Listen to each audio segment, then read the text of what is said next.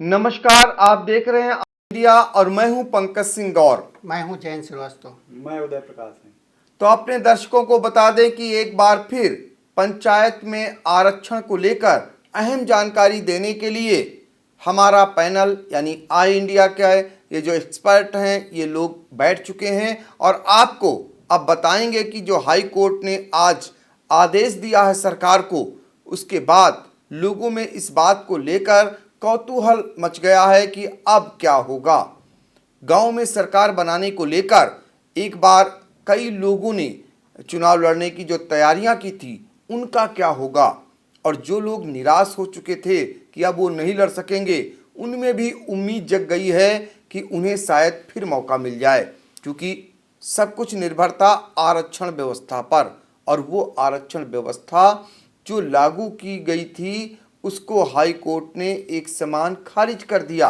अभी हालांकि अंतिम सूची का प्रकाशन हुआ था, अंतिम सूची का प्रकाशन 17 मार्च को होना था, लेकिन इससे पहले ही हाई कोर्ट में एक जनहित याचिका जो दायर हुई, उसके बाद हाई कोर्ट ने एक बार फिर पंचायत चुनाव को लेकर दखल दिया।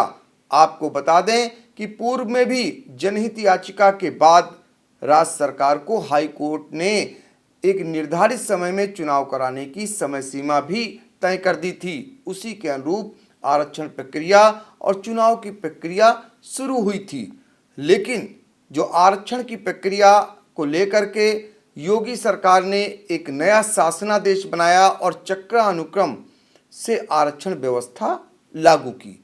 लेकिन जो आरक्षण की सूची तैयार की जा रही थी उसमें बड़े पैमाने पर खामियां बरती गईं। हालांकि जिला स्तर पर और शासन स्तर पर नहीं सुना गया। लोग कहते रहे, शिकायतें दर्ज कराते रहे, लेकिन शिकायतें सुनने को कोई तैयार नहीं हुआ। ये ज़रूर है कि बड़े पैमाने पर आपत्तियां भी आईं और उन आपत्तियों का निस्तारण होना था कि इससे पहले ही अजय कुमार बनाम राज्य सरकार की एक जनहित याचिका हाई कोर्ट में दायर हो गई, जिसके बाद हाई कोर्ट ने महत्वपूर्ण आज फैसला सुनाया है। यानी कि हाई कोर्ट से जो फैसला निकल करके आया उसमें न्यायमूर्ति ऋतुराज अवस्थी और न्यायमूर्ति मनीष माथुर की खंडपीठ ने एक आदेश जारी किया है कि अब आरक्षण व्यवस्था जो लागू होगी वो जो उसके लिए उन्होंने कहा है कि अब 2015 को आधार मानकर आरक्षण व्यवस्था बनाई जाएगी। आपको बता दें कि इससे पहले जो आरक्षण की सूची तैयार की गई थी वो 1995 को आधार मानकर बनाई गई थी। 1995 से और 2015 तक यानी 20 साल तक के चुनावों को लेकर के, सीटों को लेकर के उसको एक आधार बनाकर वो चले थे, जिस वजह से काफ़ी कुछ सीटें बदल गई थीं और लोगों के सामने जब सीटों की सूची सामने आई तो वो आश्चर्यचकित हो गए, क्योंकि उन्हें ये विश्वास नहीं था कि उनकी सीट आरक्षित हो जाएगी।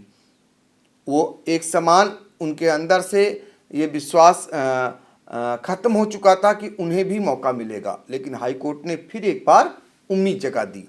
हम सीधे चलेंगे जयंत श्रीवास्तव के पास और उनसे जानेंगे कि हाई कोर्ट ने जो आदेश दिया है और उसके बाद जो लोगों में किस प्रकार के अब कयास लगाए जाने लगे हैं, लोग किस प्रकार की उम्मीदें करने लगे हैं। आपको बता दें कि नया आदेश आने के बाद, हाई कोर्ट का आदेश आने के बाद जो है गांव में फिर चहलकदमी शुरू हो गई। लोग उत्साहित हैं कि अब उनको एक बार फिर से जो निराश हो गए थे उनको मौका मिलेगा। ये पूरा माहौल बदल गया है फिर नए सिरे से। अब नई आरक्षण व्यवस्था को लोगों का आने का इंतजार है। तो अब बेसब्री से गांव की सरकार बनाने वालों को नई आरक्षण व्यवस्था यानी नई आरक्षण सूची आने का इंतजार करने लगे हैं। आपको ये भी बता दें कि हाई कोर्ट ने जो आदेश दिया है उसमें अब 27 मार्च तक सरकार को कहा है कि आरक्षण व्यवस्था फाइनल कर लें। इसके अलावा जो पंचायत का चुनाव है वो उसके लिए उन्होंने भी थोड़ा और समय दे दिया है सरकार को, और वो 25 मई तक चुनाव को कर दिया है कि वो करा ले पंचायत के चुनाव। हम आपको बता दें कि इसके बाद भाजपा जो खेमा है वो भी काफ़ी उत्साहित है। कारण ये है कि भाजपा का जो एक गुट था, संगठनात्मक जो गुट है, जो पंचायत चुनाव पर अपना आधिपत्य जमाने के लिए पूरी दिलो जान से लग गया है, उसके लिए ये सोने पे सुहागा कहा जाएगा। उदय जी, हम इस पे आप प्रकाश डालिए कि क्यों सोने पे सुहागा कहा जाएगा। जैसा कि हम लोग कल चर्चा कर रहे थे कि भाजपा संगठन ये चाहता है कि चुनाव कुछ दिन टल जाएं, तो उन्हें सरकार के जो 4 साल पूरे हो रहे हैं उनका प्रचार प्रसार करने में आसानी रहेगी, मौका मिल जाएगा प्रचार प्रसार करने का। गांव-गांव जो उन्होंने जन चौपालें आयोजित की हैं, उन चौपालों को करने का मौका मिल जाएगा। और पंचायत चुनाव पर जो वो फोकस कर रहे हैं, पंचायत चुनाव के जरिए वो विधानसभा का रास्ता भी तलाश रहे हैं, उनको वो अपना काम करने में भी आसानी रहेगी। तो कहीं ना कहीं हाईकोर्ट ने तारीख बढ़ा करके भाजपा संगठन को ये मौका दे दिया है। तो भाजपा संगठन को मौका मिल गया है, चूंकि थोड़ा सा आरक्षण के चलते आगे बढ़ा है और 18 मार्च को जो है योगी सरकार के 4 साल पूरे हो रहे हैं। इसके बाद जाहिर तौर पर, चूंकि आपको ये भी बता दें कि भाजपा जो है इस बार जिला पंचायत सदस्य और ब्लॉक प्रमुख पद पर जो है वो सिंबल से चुनाव लड़ने जा रही है और उनकी मंत्री से लेकर के उनके पदाधिकारी गांव-गांव या यूँ कहिए कि पूरे जिलों में जा करके जन चौपाल भी करेंगे और सरकार की उपलब्धियां गिनाकर पंचायत चुनाव में एकाधिकार बनाने के लिए अब वो जुट जाएंगे। जयंत श्रीवास्तव हमारे साथ हैं, उनसे ये जानेंगे कि अब लोगों में ऐसा एक दौर चल गया है, हर कोई ये जानना चाह रहा है, क्या सीतापुर जिला पंचायत अध्यक्ष का जो पद था वो एससी के लिए, महिला के लिए आरक्षित हुआ था, क्या उसमें भी रद्दोबदल होने की गुंजाइश है? हाँ बिल्कुल, ये रद्दोबदल होने की गुंजाइश है, क्योंकि चक्रानुक्रम से ये सीट जो है अनुसूचित जाति महिला के खाते में चली गई थी, लेकिन अब जब 2015 का आधार लिया जाएगा तो उसमें ये सीट फिर बदल जाएगी।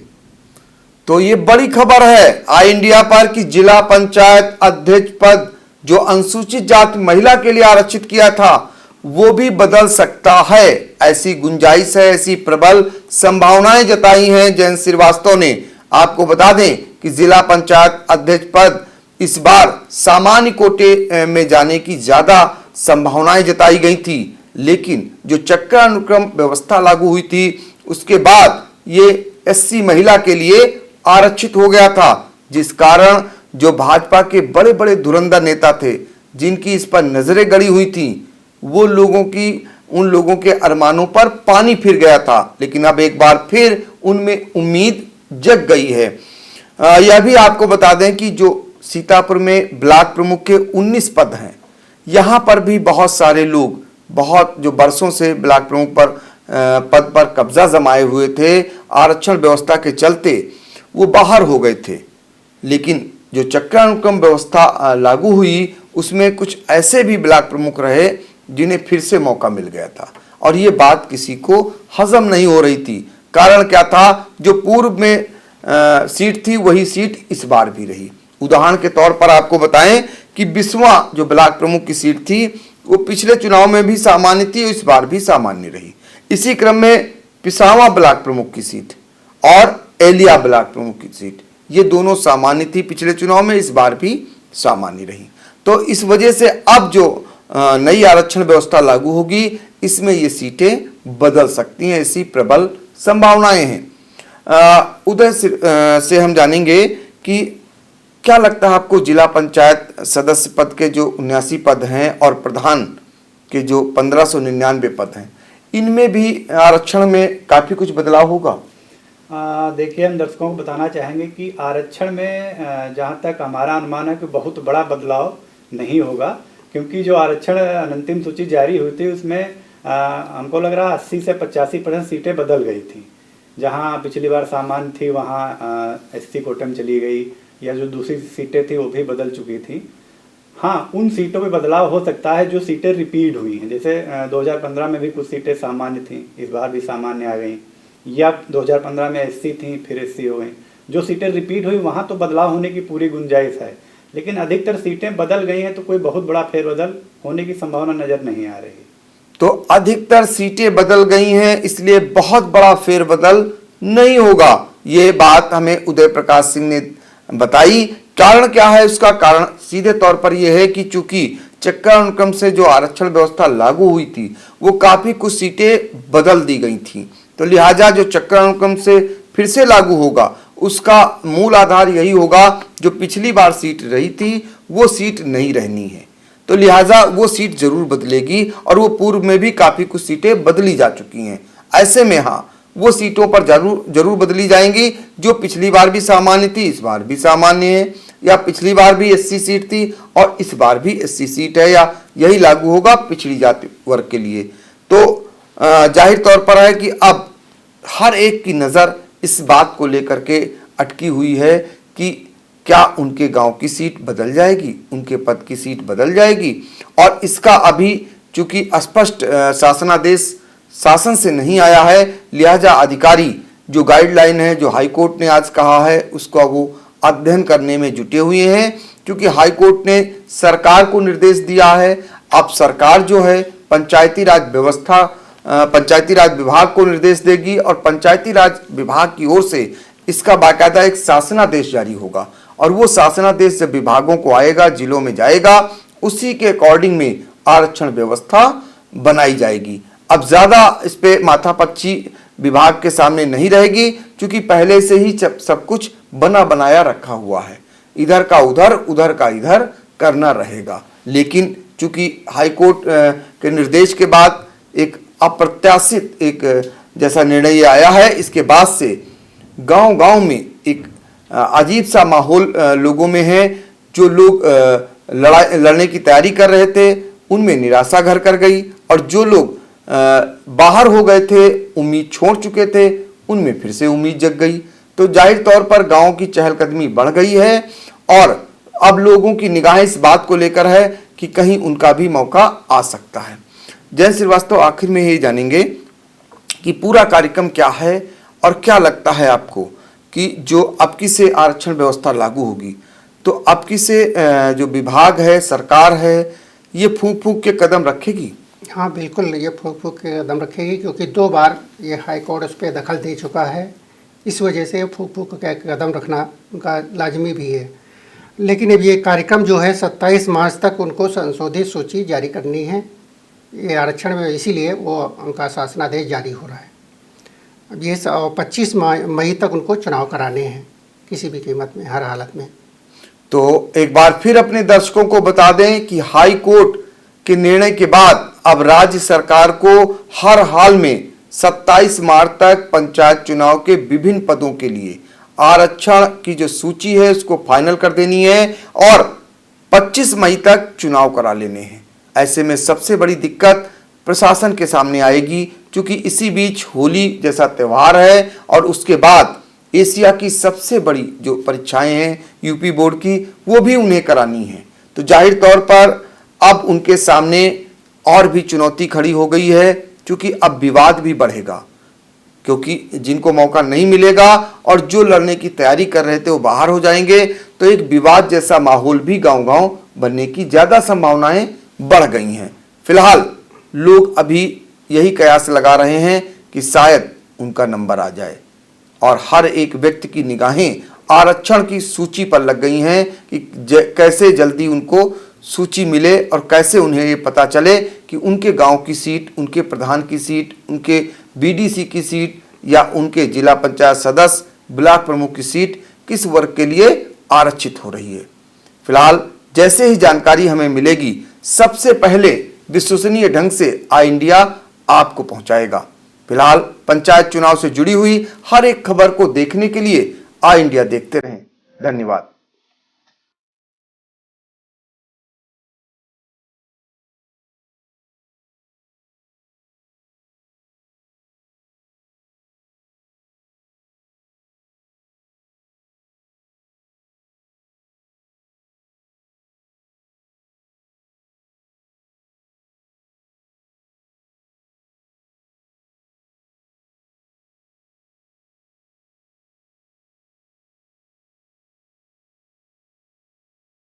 स्टूडियो आईएएस लखनऊ में ही सिविल सेवा की तैयारी के लिए एक बेस्ट फैकल्टी के साथ एक मॉडर्न कैंपस उपलब्ध करा रहा है। अब स्टूडेंट 12वीं के बाद ही आईएएस और पीसीएस की तैयारी कर सकते हैं। इसमें 12वीं के बाद आप ग्रेजुएशन करते हुए जो छात्र हैं वो आईएएस की परीक्षा के लिए तैयार किए जाते हैं। अगर आप ग्रेजुएशन कर चुके हैं तो आप हमारे स्पेशल बैच में आईएएस और पीसीएस की तैयारी कर सकते हैं। स्टडी आईएएस स्टूडेंट के रहने और खाने की व्यवस्था भी उपलब्ध कराता है, जिससे वो अपना पूरा समय सिर्फ पढ़ने के लिए यूज कर सके। अधिक जानकारी के लिए आप कॉल करें 9517171733 पर। खबर आपकी, नजर हमारी। देखते रहिए आई इंडिया।